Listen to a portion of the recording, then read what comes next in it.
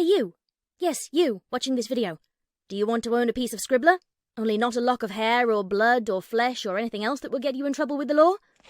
Well, now you can, with t-shirts, hoodies, tote bags and mugs featuring Obab Scribbler at her Teespring store. You know you want to. I shall now stop talking in third person and send you on to the video. Be lovely to each other and enjoy the show.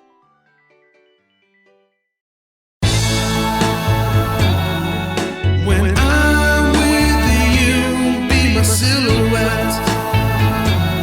Come and be my view.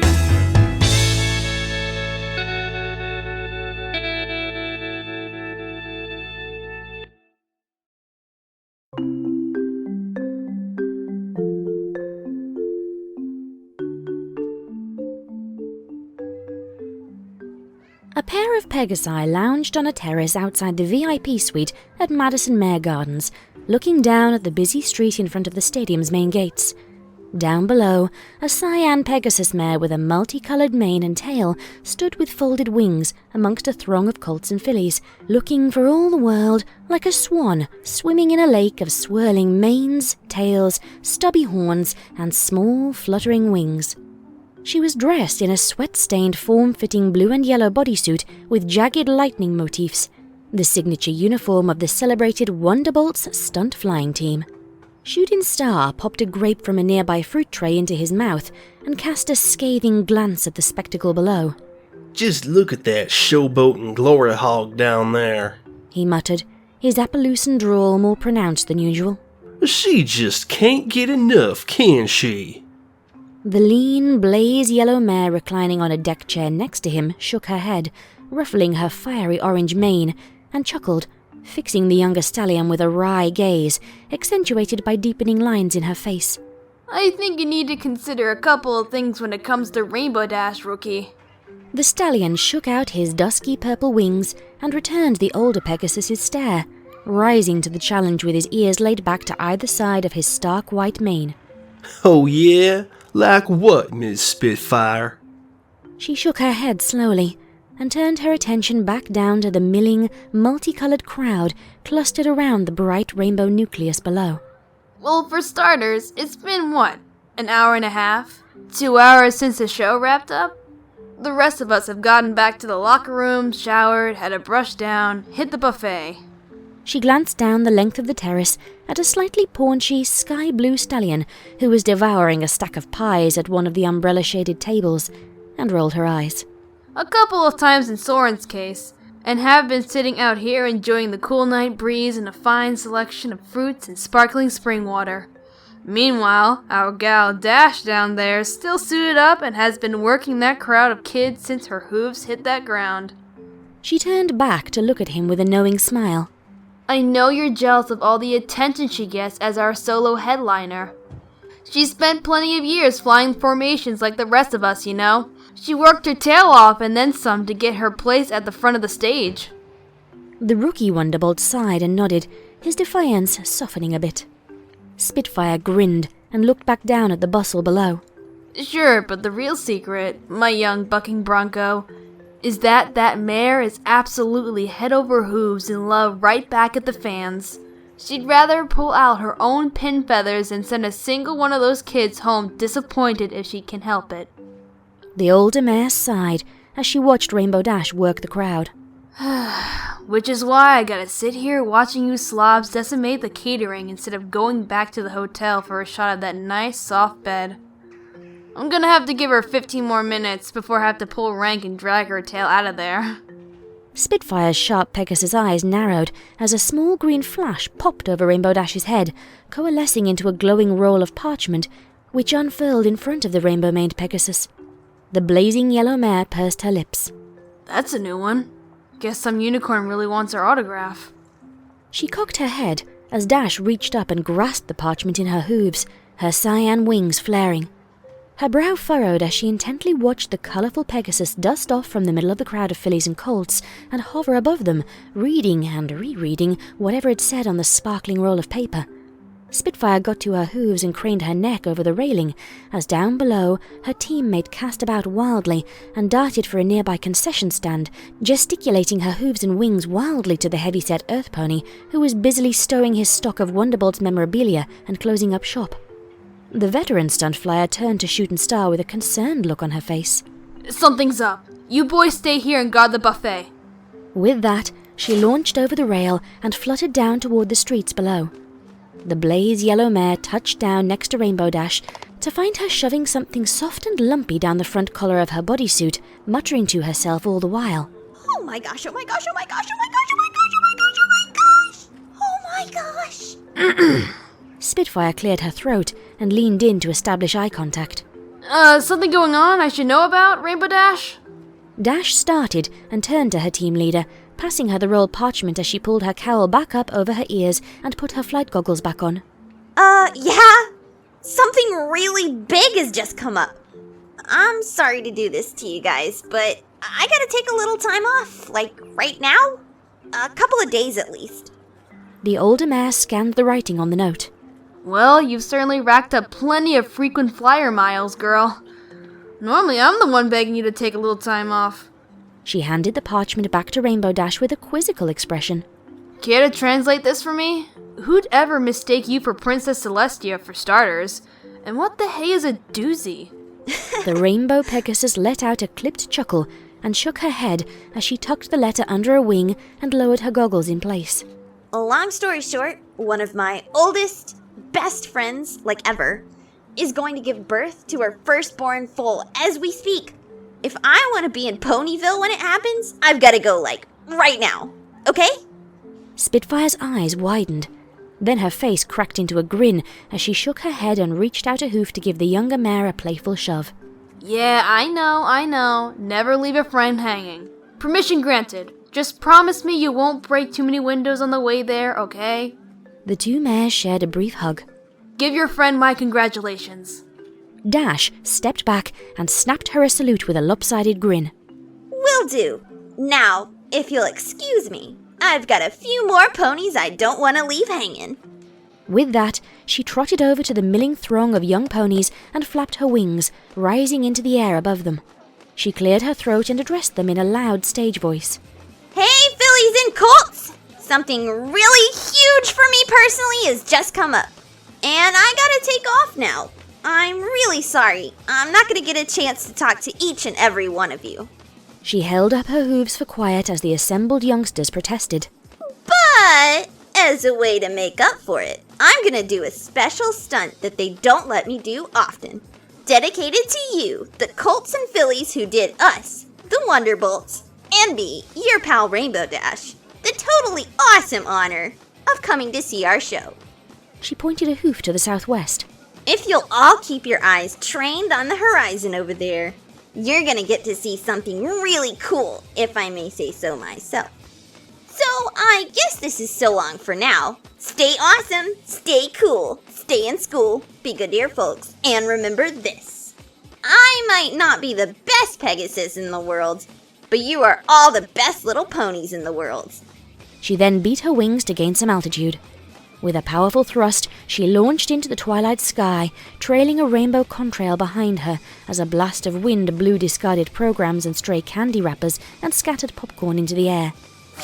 The throng of fillies and colts stared raptly as the streak of colors narrowed to a distant point, before suddenly blossoming into a radiating halo of rainbow hues which lingered like a beacon against the velvety purple backdrop of Princess Luna's night. A chorus of wonderment rose from the little ponies' throats, crescendoing as about a minute later the distant roar of an explosion reached them on the heels of a stiff breeze from the direction their heroine had vanished. Spitfire leaned against the concession table, smiling fondly. She was sure that she saw the twinkle of a couple of cutie marks coming in on some of the young Pegasi hovering over the cheering crowd. She looked up at the terrace above and suppressed a chuckle as she spotted Shootin' Star craning his neck with his hooves hooked over the rail, his wings flared, his jaw hanging slack, and his eyes as wide as saucers. And that, my little cow pony, is how you get the fans' attention.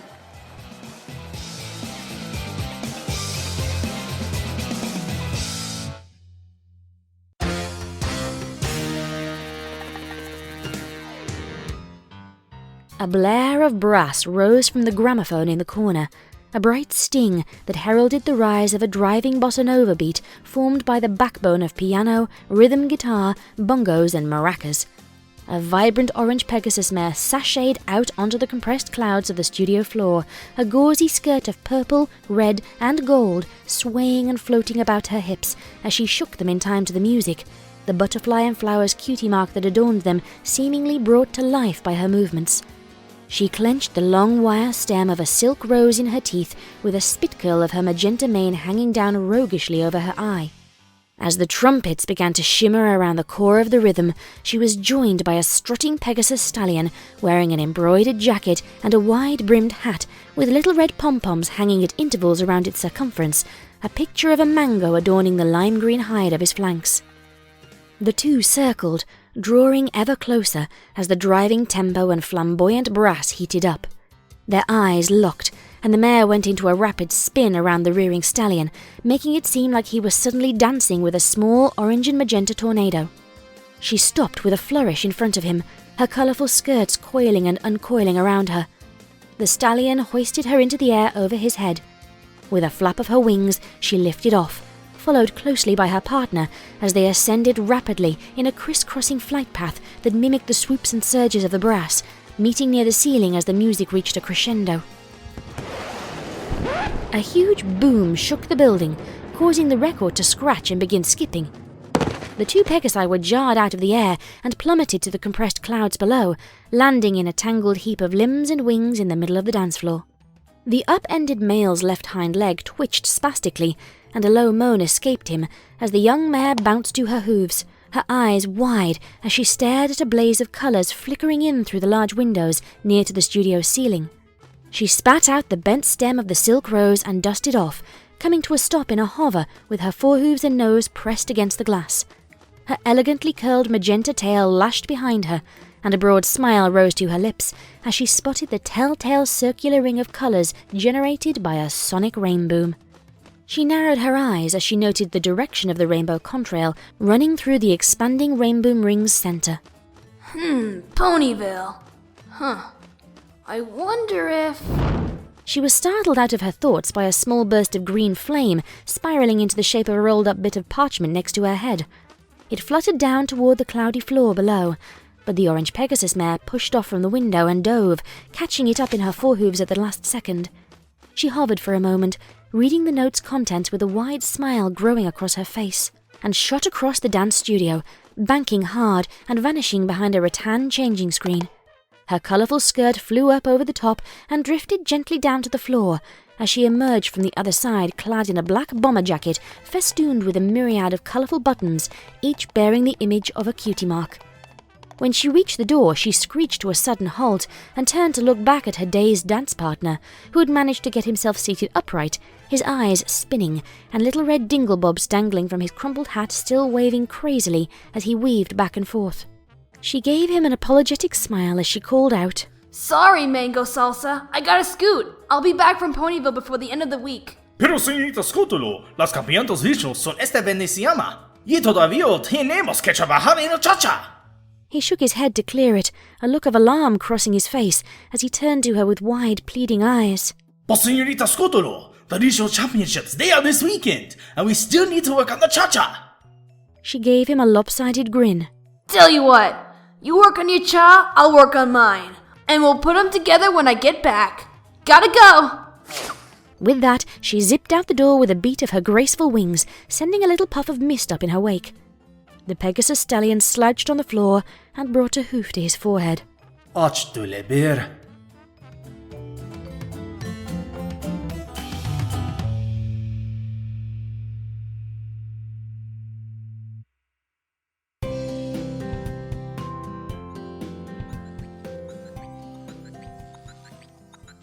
After Twilight had arrived, the waiting had turned much more convivial.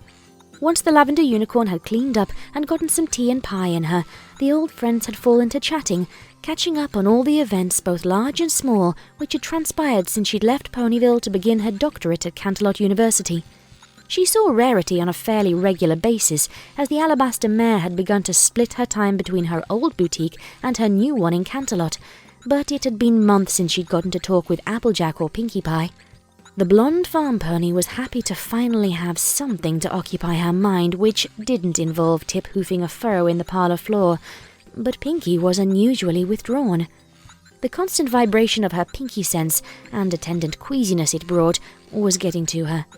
For her part, Rarity loved to gossip, even if she'd heard most of the stories her friends were telling, and had perked up immensely.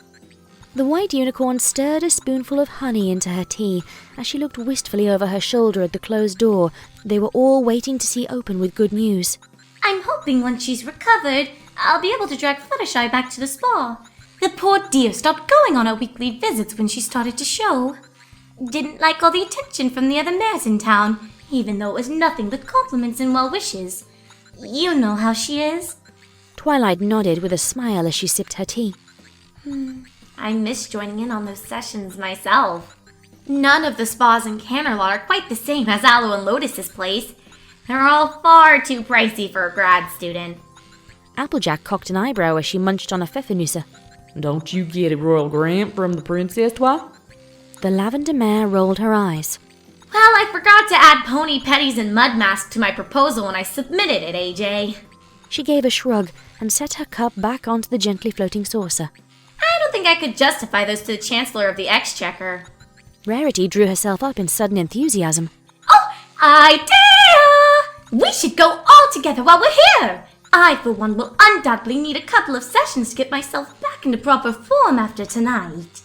Applejack grinned over at Pinkie Pie.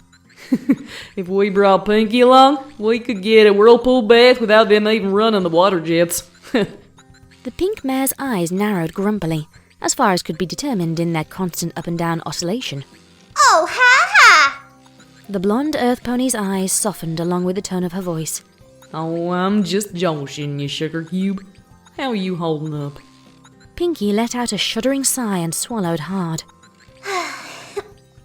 Oh, I'm doing okay, I guess. Twilight shot her friend a pitying glance. I wish I'd gotten around to somehow understanding your pinky sense better. Then maybe I'd be able to help you. The shuddering pink pony shrugged. Thanks, Twilight. But I guess I just get it right. Ooh! Combo! She paused in her staccato reply, her blue eyes going wide. All eyes turned to face her as a look of concentration formed on her vibrating face. Ear flop, neat switch, I flutter. Rarity cocked an eyebrow at her over her teacup. Darling, how in the world can you tell that? Pinkie stomped a hoof, an edge of frustration on her voice as she shouted at them. Ear flop, neat switch, I flutter. Galvanized by this proclamation, all the other ponies began to look around warily. Twilight called out in alarm. Stay back from doors! Pinkie Pie let out a tisk that sounded like the tapping of a typewriter and rolled her jiggling eyes. No, not that combo, the rainbow one. Twilight, Applejack and Rarity all looked at one another, each trying to process this information as they spoke in unison. Rainbow? Their eyes went wide as the sound of a distant boom echoed in the distance. Applejack and Twilight leapt to their feet, the lavender unicorn carelessly tossing aside her teacup, which was caught in midair by Rarity's magic. The two mares ran to one of the side windows and peered out, and saw a circle of bright colours expanding in a glorious radius over the horizon. The blonde earth pony reared up and put her hooves on the sill, shouting in amazement.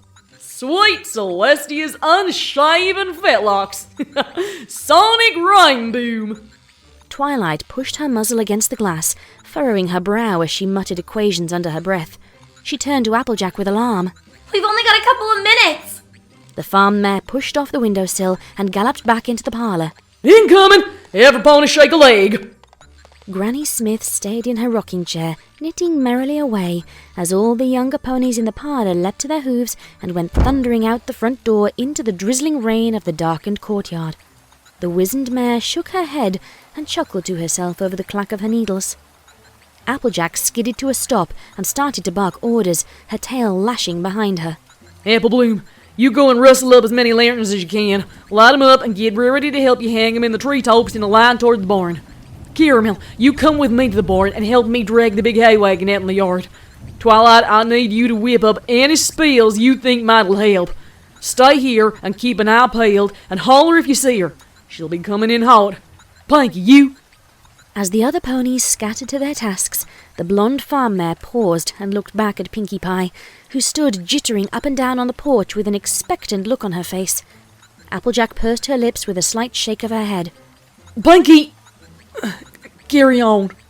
The pink mare raised her hoof to her forehead in salute. She winced and lowered her hoof to the porch where it and the other three hammered out a steady cadence, her wide blue eyes watching as the others launched into their frantic preparation. Pinkie barely sidestepped in time as Applebloom came galloping out the door with a half-dozen or so lanterns bounced on her back or with their handles clenched in her teeth, with Rarity following close behind her. The young mare stumbled when she cleared the porch steps, sprawling in the mud with her hooves pointing in all directions, scattering the lanterns with some breaking as they hit the ground, kicking and shattering another one as she stomped her hoof. Aw, horse apples! Applejack's strained, grunting voice sounded out from the barn. Bloom, you do not use that sort of language when we got company. The younger Apple sister, Rarity and Twilight, turned to see the orange earth pony hopelessly entangled with Caramel in the draft harnesses, but still trying to drag the huge tottering wagon out through the barn doors with what legs she could manage to bring into contact with the slippery ground. The tan stallion hung upside down from the wagon's central pole, with his hooves in the air, a stunned look on his face, which began to grow red in the cheeks as a stream of expletives issued forth from between Applejack's teeth with rising vehemence and volume. Applebloom shouted across the courtyard at her as she tried to gather intact lanterns. Applejack, if that's the kind of language you use around company, I don't even want to know about how y'all talk when you're by yourself. I don't even know what half of them words mean. Rarity turned her attention to the shattered glass on the ground and began to pluck it up piece by piece, while Twilight galloped over to the trundling hay wagon, set her hooves, and sparked her horn to life. The wagon inched along a bit faster, but not by much. Applejack grimaced at her as they both fought against the hay wain's bulk. Can't your consort magic pull this dead gum heap any flippin' faster, Twilight? The lavender unicorn gritted her teeth at the strain and screwed her eyes tightly shut. I'm sorry! I still haven't recovered from that long-distance teleport! I'm sorry! This is the best I can do! I'm sorry! The farm mare lapsed back into a whole new stream of blistering language in response. Twilight's ears laid back tightly to the sides of her head as she tried to pour on more mystical juice. Behind her, Applebloom and Rarity had begun bickering about whether they should light the remaining lanterns or pick up the broken glass, which the white unicorn maintained was dangerous to leave lying about. Meanwhile, Applejack had exhausted her surprisingly thorough vocabulary of vulgar phrases and had simply resorted to bellowing incoherently at the top of her lungs, which in turn had set a disoriented and spooked Caramel screaming in unison and flailing his legs at the sky. Twilight Sparkle's head began to throb, with a feeling like her horn was going to burst like a firecracker, and she joined in the howling chorus with a high-pitched shriek of her own. The unicorn mare felt the tap of a hoof on her shoulder as she paused to draw in a ragged breath, and turned with slitted eyes to see a cyan face cocked quizzically to the side, looking at her through a pair of goggles with familiar maroon eyes. Hey Twilight? What the hey is every pony doing? Rainbow Dash ruffled her wings and folded them down alongside her blue and yellow bodysuit, surveying the suddenly frozen tableau with a bemused look on her face. The silvery tinkle of another lantern dropping to the ground and shattering broke the stunned silence, with only the staccato of Pinkie's hooves on the porch and the soft patter of the rain otherwise producing any sound. The rainbow-maned Pegasus took in the scene, then looked at Twilight and Applejack with a smirk on her face as she reached up and pushed back her goggles. Oh, wait, let me guess. You guys were prepping a landing zone for me, right? She cocked an eyebrow at her friends as they fidgeted with embarrassment. Look, I know I deserved the name Rainbow Crash back in the day, but what kind of Wonderbolt would I be if I had a dirt dinner every time I went groundside? At that, her stomach rumbled, and she blushed. Speaking of dinner, I'm starved. You guys got anything to eat? Pinkie made pepper knuckles. Caramel's tremulous voice sounded from down by the ground, his hoof waving vaguely toward the farmhouse as the blood rushed to his head. Applejack cleared her throat. Yeah, I reckon we could fix you up with some victuals. If some pony had helped me and Caramel out of this. At this, Rarity tossed her disheveled mane and set aside the glass shards she'd gathered in a neat stack on the ground. She walked up and brought her glowing horn to bear on the straps and buckles, lashing the two earth ponies together. Here, darling, let me help. I'll go draw a bath. Again. And I'll be saving you an extra cake or so for your dinner, big sis. When Caramel and Applejack had finally been disentangled, with Twilight lending a telekinetic assist to Rarity's deft skill with all things woven, tied, or stitched, Rainbow Dash surged forward and scooped the blonde farm pony along with the two unicorns into a group hug, smiling fondly as she drew them close and nuzzled their cheeks. I missed you guys so much out on tour. It's good to see you. She looked up expectantly at the porch. Hey, Pinkie, care to join us? She trailed off in disbelief. The earth pony mare had become little more than a pink blur, shimmering in place to a steady buzzing of hooves on wood, which grew louder and more intense with each second. Caramel stood with eyes wide and jaw dropped, uncertain of what to do. If his fiancée was going to explode, he wasn't sure if the proper response was to be by her side till the end, or well clear of the blast radius. Rarity, Twilight, and Applejack all turned and adopted a similar dumbfounded expression. Pinkie suddenly stopped vibrating and launched into the air, her outline squashing and stretching into non-Euclidean contortions for a few reality-warping seconds before she snapped back to normal. She bounced to a stop on her hooves with a stunned expression on her face and let out a little "Ooh!" Her legs splayed out beneath her, and she flopped down onto her belly on the porch, panting for breath. Caramel galloped over to her and caught her up in a hug. Oh, sweetheart, are you okay? Yeah, but my back ankle is rather tingly. Pinkie looked up past her fiancé's shoulder to her friends with a knowing smile and spoke in a soft voice. That means it's a girl.